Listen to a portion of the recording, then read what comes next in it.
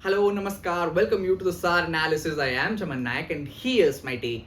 Well, for decades, India has believed that water arrives every year with monsoon. Rain falls, rivers rise, reservoirs refill, and the lives moves on.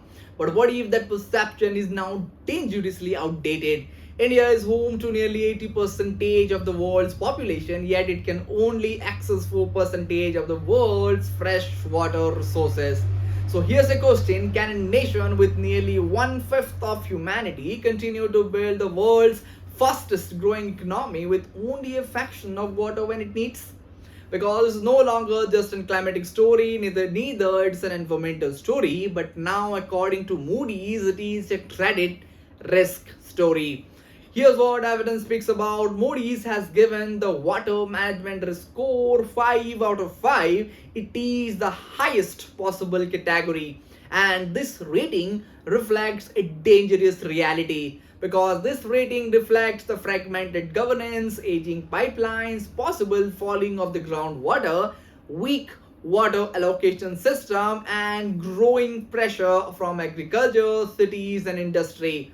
Well, India's agriculture sectors alone consume 80% of the fresh water, and at the same time, Indian cities are expanding at an extraordinary speed. That means new factories, data centers, semiconductor project, housing corridor, and power plants all require water. But the supply is becoming less predictable because some regions are facing devastating floods while others have empty reservoirs. And millions of people depend on the groundwaters that is being extracted faster than nature can replenish it. And the water crisis is not arriving by one dramatic event, it is arriving quietly through deeper wells, delayed monsoon, tackle queues, crop losses, and most importantly, it is arriving through rising food prices.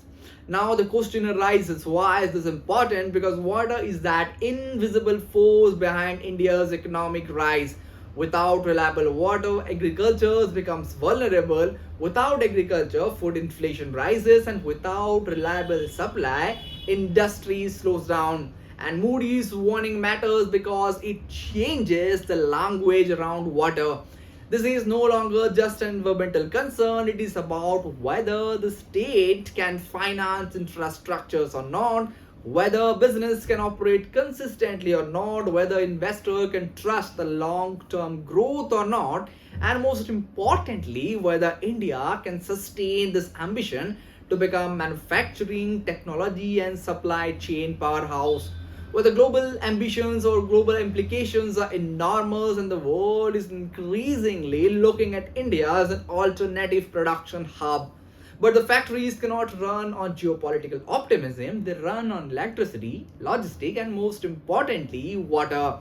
Now, if water stress intensify, India could face a new kind of inequality for sure. No, I'm not talking about rich versus poor, I'm talking about water secure region versus water stress region. Cities with a pipeline and the treatment might attract investment, while the region depends on the depleted aquifers may lose their jobs, agricultures, and productions. But the next conflict might not begin on the border, it might begin between a city and the firm, it might begin between two states, and it might begin between industrial growth and human survival.